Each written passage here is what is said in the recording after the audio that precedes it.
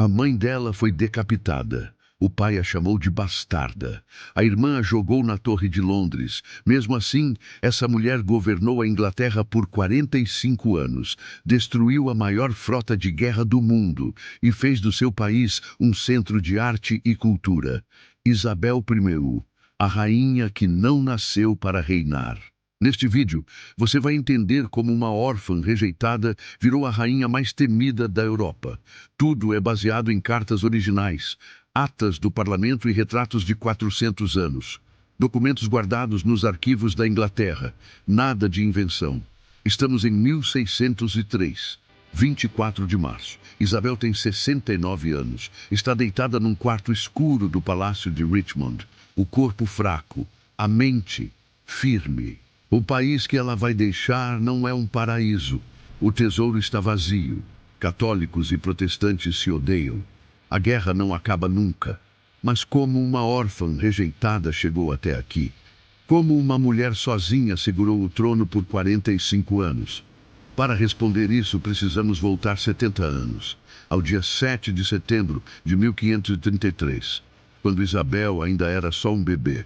Era madrugada no Palácio de Placentia. Uma criança nascia, ruiva e saudável. O problema?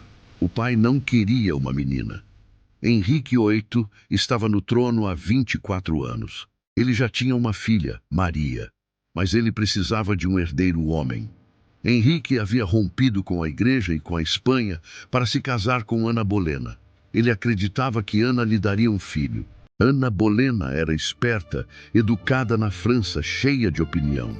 Mas para Henrique, ela falhou no único ponto que importava: dar à luz um menino. O rei tentou esconder a decepção, organizou um batismo enorme. Isabel ganhou presentes, tecidos finos, uma governanta especial. Mas nos corredores do palácio todos sabiam, aquela princesa não valia o que um príncipe valeria. E a vida de Ana Bolena começou a ficar perigosa. Menos de 3 anos depois, em 19 de maio de 1536, Ana Bolena foi decapitada. As acusações eram falsas. Adultério, traição, incesto, tudo inventado pelos inimigos dela e por um rei que já estava de olho em outra mulher. Isabel tinha só 2 anos e 8 meses.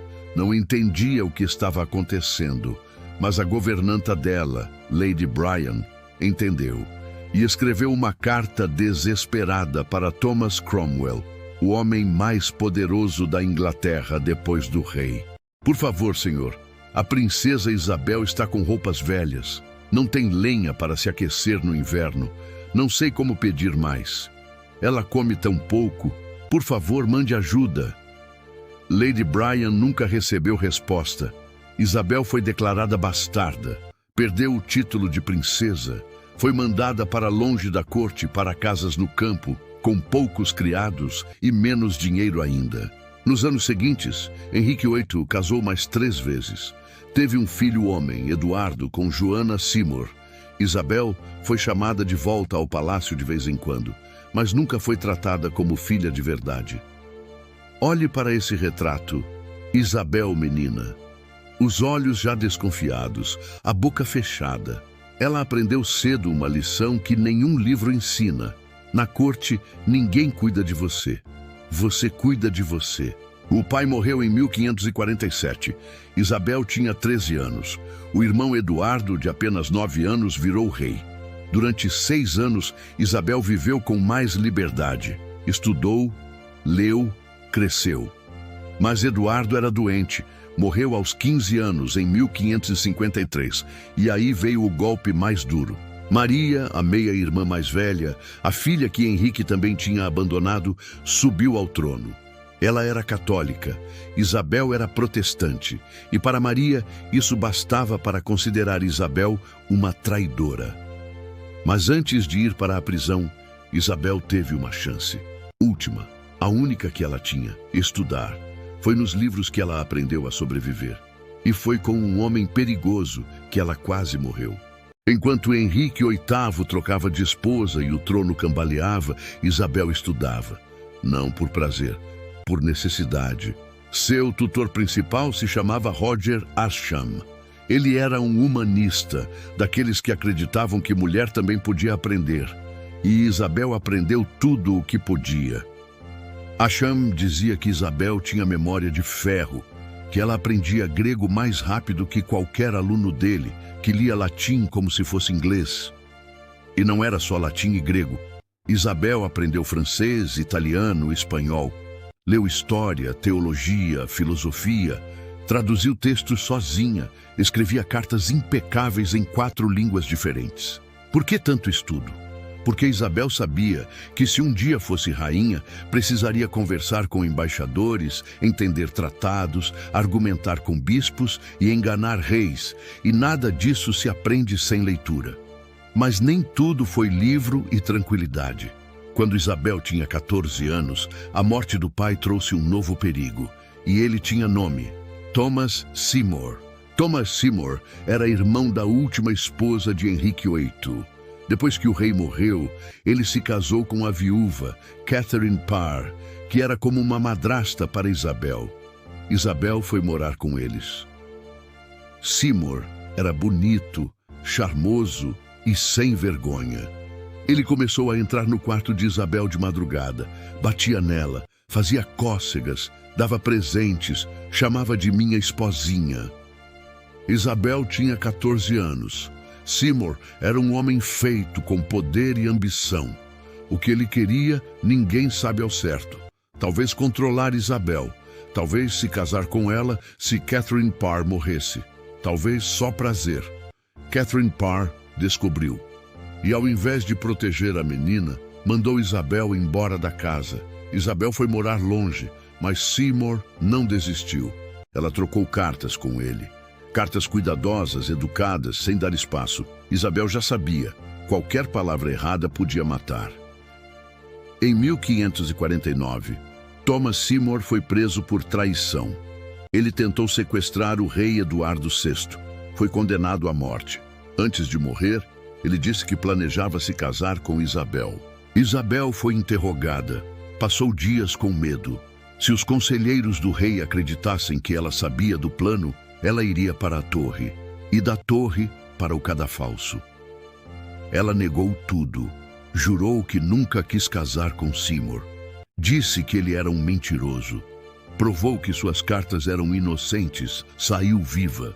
Foi ali, com 15 anos, que Isabel aprendeu a lição mais importante da vida dela: negar, sorrir, esperar, nunca confessar nada, nunca confiar em ninguém. Eduardo VI, irmão-rei, morreu em 1553. Isabel estava em Hatfield House, no campo. Chorou, rezou e esperou. O trono foi para Maria, a meia-irmã católica.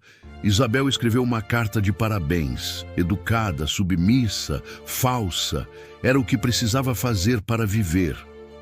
Mas não adiantou. Maria não confiava em Isabel. E logo, a menina que sobreviveu ao pai e a Seymour ia enfrentar o pior medo de todos: as paredes da Torre de Londres. Maria Tudor subiu ao trono em julho de 1553. Ela tinha 37 anos. Era católica devota, filha de Catarina de Aragão, a primeira esposa que Henrique VIII jogou fora para casar com Ana Bolena. Maria nunca perdoou o pai e nunca perdoou a madrasta que roubou o lugar da mãe. Ana Bolena já estava morta há 17 anos, mas a filha de Ana, Isabel, ainda estava viva. E para Maria isso era um problema. Nos primeiros meses do reinado, tudo pareceu calmo. Isabel foi até Londres para a coroação da irmã. Curvou a cabeça, jurou lealdade, sorriu. Mas por trás do sorriso, Isabel sabia que estava pisando em vidro. Porque Maria queria uma coisa: trazer a Inglaterra de volta para a Igreja Católica. E Isabel, criada como protestante, era um símbolo vivo da reforma que Maria odiava. Maria reabriu os mosteiros que o pai tinha fechado, trouxe bispos católicos de volta, mandou queimar livros protestantes em praça pública.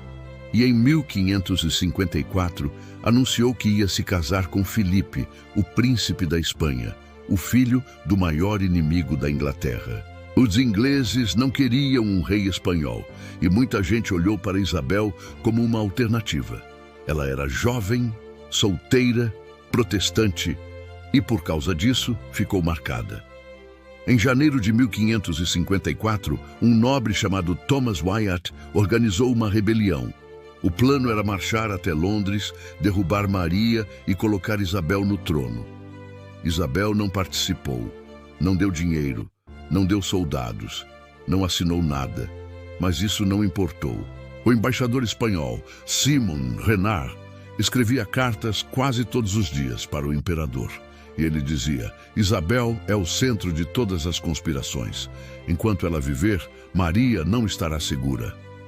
No dia 18 de março de 1554, Isabel estava em sua casa no campo, em Ashridge. Estava doente, gripada, com febre. Mas bateram na porta. Eram soldados da rainha. Levaram Isabel para Londres. Não para o palácio, para a torre, a mesma torre onde sua mãe ficou presa antes de morrer. O mesmo lugar onde Ana Bolena passou suas últimas noites. Imagine o medo. Isabel tinha 20 anos. Via a mãe morta, via o cadafalso, via o machado, cada barco que passava pelo rio Tamisa, cada chave que girava na fechadura, podia ser o fim. Isabel escreveu cartas para Maria, cartas chorosas, cheias de minha querida irmã, sua humilde serva, nunca conspirei contra vossa majestade. Ela sabia que Maria não acreditaria, mas precisava escrever mesmo assim, para deixar registro, para tentar, no desespero, comover. Ficou na torre por 2 meses. Depois foi transferida para uma prisão mais confortável, em Woodstock, mas continuou presa, sem poder sair, sem poder receber visitas sem autorização. Vigilantes dormiam no corredor do lado de fora do quarto dela. O sol nasceu e se pôs centenas de vezes enquanto Isabel esperava a morte. Ela pediu permissão para escrever para Maria de novo. Negaram. Pediu para falar com um advogado. Negaram. Pediu para pelo menos andar no jardim. Negaram também. Então, no fim de 1554, algo mudou. Maria estava grávida, ou pelo menos achava que estava. Se ela tivesse um filho, Isabel deixaria de ser ameaça. E talvez por isso, Maria resolveu soltar a irmã. No dia 18 de abril de 1555, Isabel foi libertada. Não era uma soltura de verdade. Ela continuou vigiada por anos, mas pelo menos não estava mais na torre. Isabel voltou para o campo, sem poder se aproximar de Londres, sem poder se corresponder com nobres importantes, sem poder fazer nada, a não ser esperar. 3 anos se passaram. Maria nunca teve o filho que esperava. A gravidez foi falsa, um problema de saúde que os médicos da época não entenderam. O rei Filipe foi embora da Inglaterra, abandonou Maria e voltou para a Espanha. Maria ficou doente, sozinha, humilhada, e em 17 de novembro de 1558 ela morreu. No campo, Isabel recebeu a notícia. Estava sentada debaixo de um carvalho, em Hatfield, quando um mensageiro chegou galopando. Os joelhos dela tremeram, não de medo, de cansaço, de alívio. Isabel caiu de joelhos e disse em latim: "Isto é obra do Senhor e é maravilhosa aos nossos olhos." Era 17 de novembro de 1558. Isabel cavalgava de Hatfield para Londres. Tinha 25 anos. Ao redor dela, uma multidão que não cabia nas ruas. Gente jogando flores, gente chorando, gente gritando: "Deus salve a rainha." Os ingleses estavam felizes, porque os últimos anos de Maria Premur foram um desastre. Guerra contra a França, perseguição religiosa que queimou quase 300 protestantes na fogueira, um casamento com um príncipe espanhol que ninguém queria. Isabel era o oposto de Maria. Jovem, bonita, falava a língua do povo e, principalmente, era protestante, mas não era fanática. Pelo menos não parecia. A coroação foi em 15 de janeiro de 1559. Isabel usou um vestido dourado, cabelo solto até os ombros, uma capa de arminho. Parecia uma noiva, mas não casaria naquele dia, nem em nenhum outro. porque o primeiro grande problema do reinado já chegou na primeira semana. O parlamento queria que Isabel se casasse. Os deputados foram educados no começo. Disseram: Majestade, o reino precisa de um herdeiro. Sua Majestade precisa de um marido. Isabel respondeu com um sorriso e disse que pensaria no assunto. Mas eles insistiram. Mandaram uma comissão de nobres falar com ela, depois outra, depois outra. Isabel continuava sorrindo e continuava adiando. O primeiro pretendente sério foi Filipe II da Espanha, o mesmo que foi casado com Maria Preiro.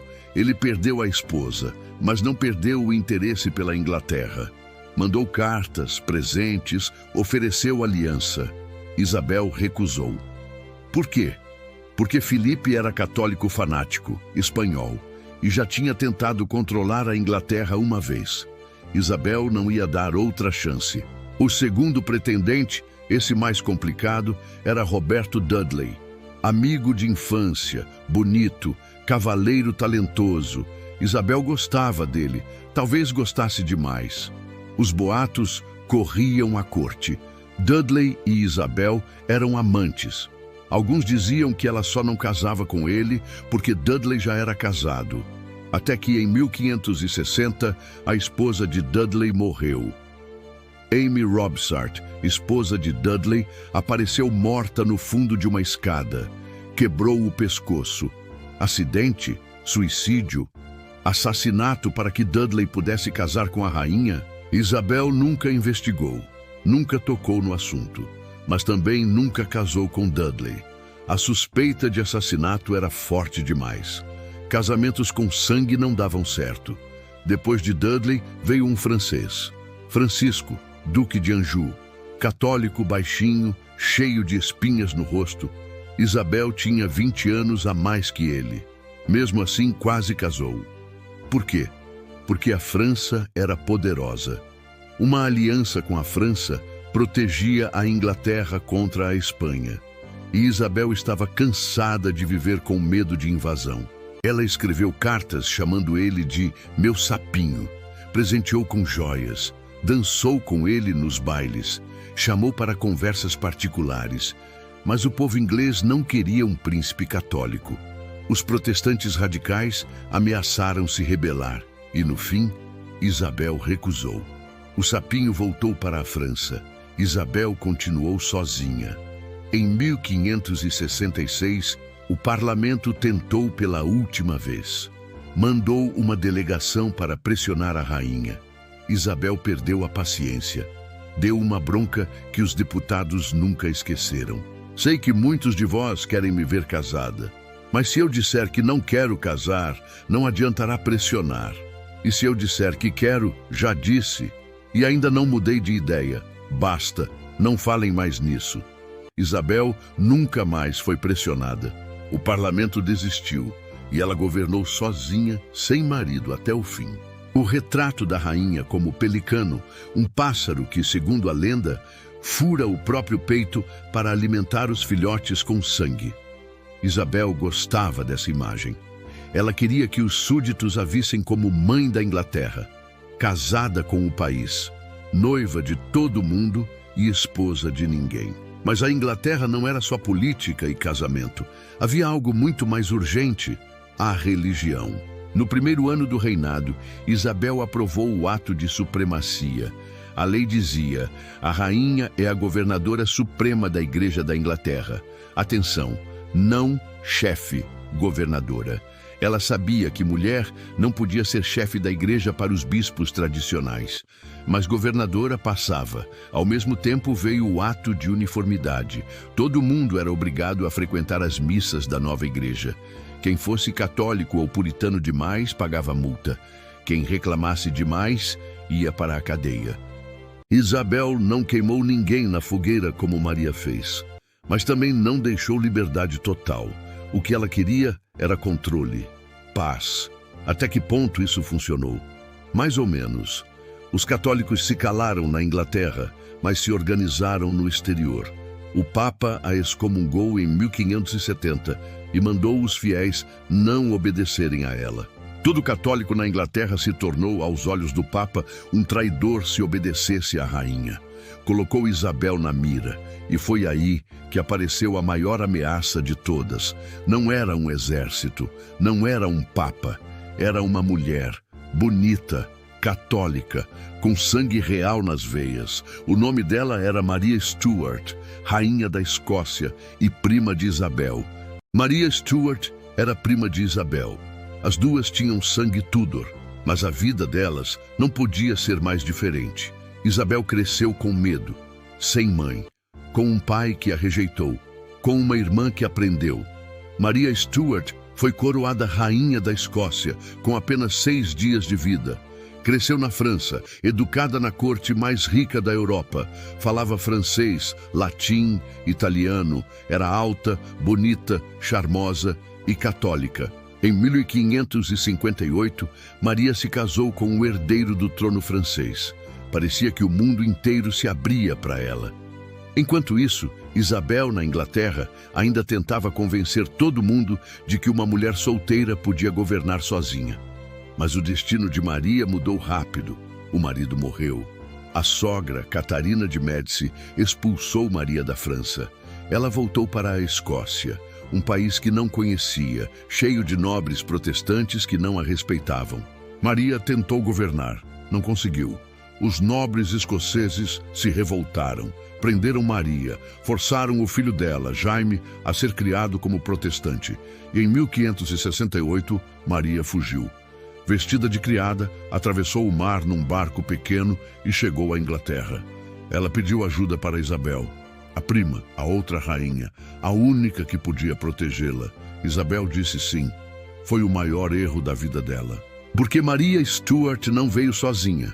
Ela trouxe o direito ao trono inglês. Era bisneta de Henrique VII, o avô de Isabel. Muitos católicos ingleses consideravam Maria a verdadeira rainha. Isabel era apenas a filha bastarda de Ana Bolena, uma usurpadora. Isabel não podia matar Maria. Matar uma rainha ungida seria um escândalo. Todos os reis da Europa se voltariam contra ela, mas também não podia soltar Maria. Se ela saísse da Inglaterra, iria para a Espanha ou França, juntaria um exército e tomaria o trono à força. Então, Isabel fez o que sabia fazer de melhor. Enrolou. Prendeu Maria em castelos no norte da Inglaterra. Trocava de castelo a cada poucos meses para ninguém descobrir onde ela estava. Maria podia receber visitas, podia escrever cartas, podia caçar. Não era uma prisão dura, mas era prisão. 19 anos. Durante 19 anos, Maria escreveu cartas desesperadas para o Papa, para o rei da Espanha, para qualquer um que quisesse ajudá-la. Sou prisioneira da minha prima, dizia ela. Venham me salvar. E muitos vieram, ou pelo menos tentaram. Em 1871, uma conspiração chamada Ridolfi. Em 1883, a conspiração Throckmorton. Em 1886, a maior de todas, a conspiração Babington. Anthony Babington era um jovem nobre católico. Ele planejava assassinar Isabel, libertar Maria e colocá-la no trono. A troco de quê? Dinheiro, terra, poder e a promessa de que a Inglaterra voltaria a ser católica. O que Babington não sabia é que todas as cartas que ele trocava com Maria eram lidas por Francis Walsingham, o chefe dos espiões de Isabel. Walsingham tinha agentes infiltrados em todos os lugares. Abria cartas antes dos destinatários, decifrava códigos secretos. Babington escreveu uma carta explicando o plano inteiro, onde, quando e como matariam Isabel. No final, pediu que Maria respondesse autorizando o assassinato. Maria respondeu. Sim, ela autorizou. Walsingham levou a carta para Isabel. Sua Majestade, está aqui a prova. Maria Stuart é culpada de traição. A senhora pode mandar executá-la. Isabel não quis assinar. Por meses ela evitou o assunto. Dizia que precisava pensar. Dizia que ia consultar mais advogados. Dizia que estava doente. Não era frescura, era medo. Matar uma rainha era algo que nenhum monarca inglês tinha feito antes. E Maria não era qualquer rainha. Era prima de Isabel, parente. Sangue do mesmo sangue, mas Walsingham pressionou, o parlamento pressionou, o povo pressionou. Se Isabel não matasse Maria, Maria mataria Isabel. No dia 1 de fevereiro de 1587, Isabel assinou a sentença de morte. Depois, chamou o secretário de volta e tentou pegar o papel de volta. O secretário recusou. Disse que já era tarde. A execução aconteceu em 8 de fevereiro de 1587, no castelo de Fotheringhay. Maria Stuart vestiu um vestido vermelho, a cor do martírio, ajoelhou-se no cadafalso, rezou em latim, colocou a cabeça sobre o tronco. O carrasco errou o primeiro golpe, acertou o ombro.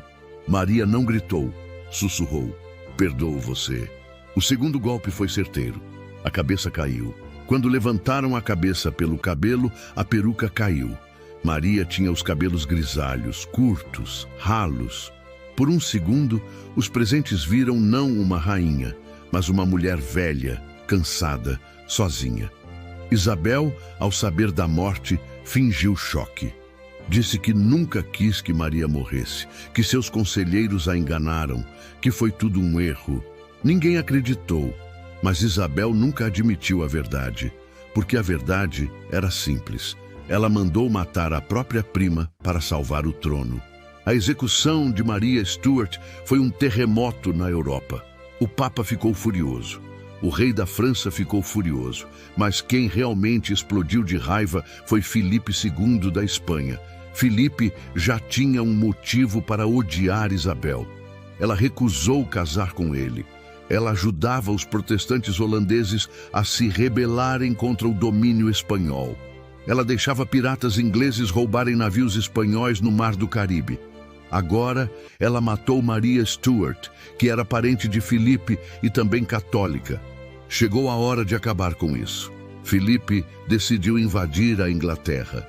Ele chamou sua frota de Grande e Feliz Armada. A história chamou de Invencível Armada. Era enorme, 130 navios, 30.000 homens, 8.000 marinheiros, mais de 2.000 canhões. O plano era simples.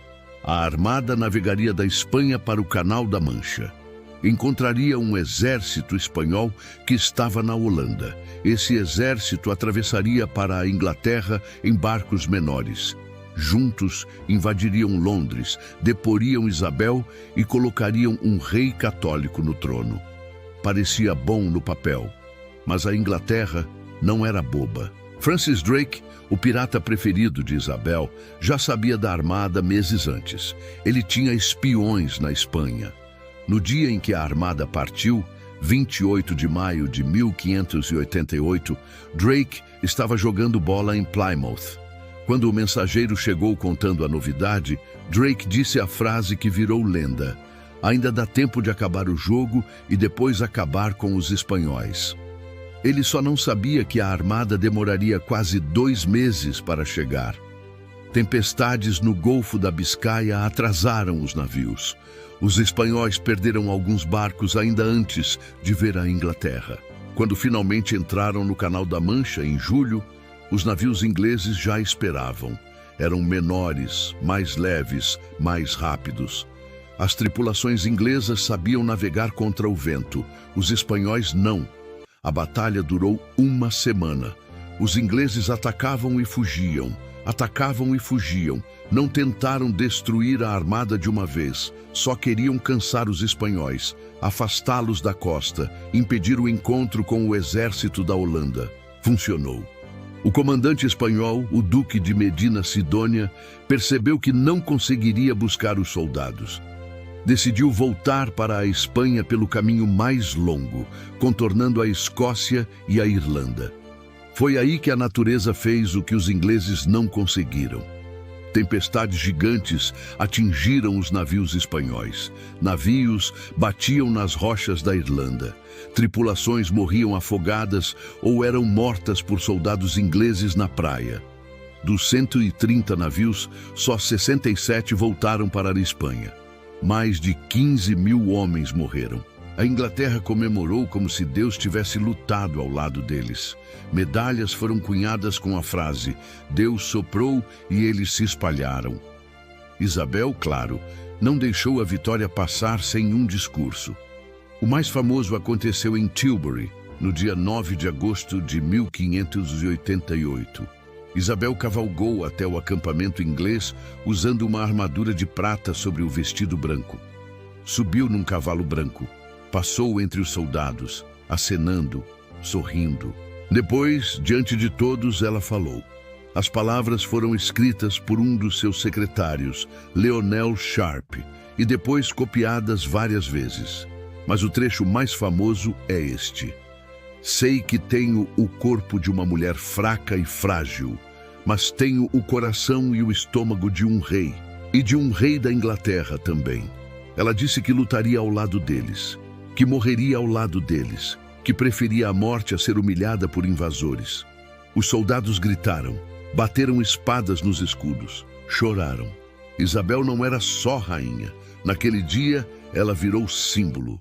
Mas a vitória contra a armada não resolveu os problemas da Inglaterra. A guerra com a Espanha continuou por mais 15 anos. Custou caro, muito caro. Isabel teve que vender terras da coroa, pedir empréstimos, aumentar impostos. A Inglaterra venceu a batalha, mas o país estava falido. Depois da armada, Isabel nunca mais foi a mesma. Ela tinha 55 anos em 1588. O corpo começava a doer, as pernas inchavam, os dentes apodreciam. Isabel usava açúcar para limpar os dentes, sem saber que o açúcar só piorava o problema. Na corte, as pessoas notavam o mau hálito. Ninguém dizia nada. O rosto, que fora bonito na juventude agora, era fundo e cheio de rugas. Isabel cobria as marcas da idade com maquiagem grossa, branco de chumbo e clara de ovo. A maquiagem envenenava a pele aos poucos, mas o pior não era o corpo, era a solidão. Todas as pessoas que Isabel amava morreram. Roberto Dudley, o grande amor da vida dela, morreu em 1588. Isabel trancou-se no quarto por dias. Quando saiu, não falou com ninguém por semanas. Nunca mais foi vista em público sem luto. Francis Walsingham, o chefe dos espiões que salvou a vida dela tantas vezes, morreu em 1590. Isabel não chorou por ele, mas perdeu a confiança em todos os outros. William Cecil, o conselheiro mais velho, que trabalhava com Isabel desde a juventude, morreu em 1598. O filho dele, Robert Cecil, assumiu o lugar. Mas não era a mesma coisa. Isabel ficou desconfiada. Surtava por qualquer coisa. Gritava com os criados. Batia nas damas de companhia. Às vezes, passava dias em silêncio, olhando para o nada. Os últimos anos do reinado foram ruins. A guerra contra a Espanha não acabava. A Irlanda se rebelou. O exército inglês foi derrotado na Irlanda em 1598, a maior humilhação militar do reinado. O povo sofria, impostos subiam, o preço do trigo explodiu, gente morria de fome nas aldeias. Isabel não visitava mais as cidades, não fazia mais discursos, não sorria mais. O parlamento reclamava dos gastos. Os conselheiros reclamavam que ela não tomava decisões. Isabel respondia com silêncio ou com gritos. Ela se recusou a nomear um herdeiro até o fim. Por quê? Talvez por medo de que, com um herdeiro, ela se tornasse descartável. Talvez por ódio de aceitar que o trono iria para Jaime da Escócia, o filho de Maria Stuart, a prima que ela mandou matar. Mas não havia escolha. Jaime era o único parente com sangue Tudor que sobrou. No outono de 1602, Isabel pegou um resfriado. Não melhorou. Passou o inverno inteiro deitada, sem querer comer, sem querer falar. As damas de companhia tentavam dar sopa. Ela virava o rosto. No dia 24 de março de 1603, Isabel estava fraca demais para ficar em pé. Mandou chamar o arcebispo. Rezou em latim. Depois, fechou os olhos. Algumas horas depois, ela morreu. Dizem que suas últimas palavras foram: todas as minhas posses por um momento de tempo. Não se sabe se é verdade, mas parece certo. Depois de 45 anos no trono, Isabel descobriu que poder não compra tempo, nem amor, nem paz. Isabel I morreu sem filhos, sem marido, sem herdeiro nomeado. Com ela acabou a dinastia Tudor. 118 anos no trono inglês, começando com Henrique VII, passando por Henrique VIII, Eduardo VI, Maria I e terminando com Isabel. O trono foi para Jaime VI da Escócia, filho de Maria Stuart. Ele se tornou Jaime I da Inglaterra. As duas coroas se uniram, mas os dois reinos continuaram separados por mais 100 anos. O que Isabel deixou? Uma Inglaterra protestante, não por convicção religiosa, mas por necessidade política. Uma Inglaterra que derrotou a maior potência militar da época. Uma Inglaterra que viu Shakespeare escrever suas peças e Francis Bacon inventar a ciência moderna. Mas também deixou um país endividado, uma guerra que não acabou, uma população rural empobrecida pelos cercamentos de terra e o início do tráfico inglês de pessoas escravizadas, com John Hawkins e Francis Drake, dois heróis do reinado de Isabel. Ela não foi santa, nem monstro. Foi uma mulher que nasceu rejeitada, cresceu com medo, aprendeu a mentir, sobreviveu a uma irmã assassina, enganou reis, prendeu uma prima e mandou matar essa prima para ficar no poder. Isabel I construiu sua própria lenda. A Rainha Virgem, a boa Rainha Bess, a mãe da Inglaterra. Mas a verdade é mais simples e mais cruel. Ela foi uma sobrevivente genial. E às vezes, sobreviver é a única vitória possível. Na teia da história, você não assiste ao passado. Você sobrevive a ele. Se inscreva.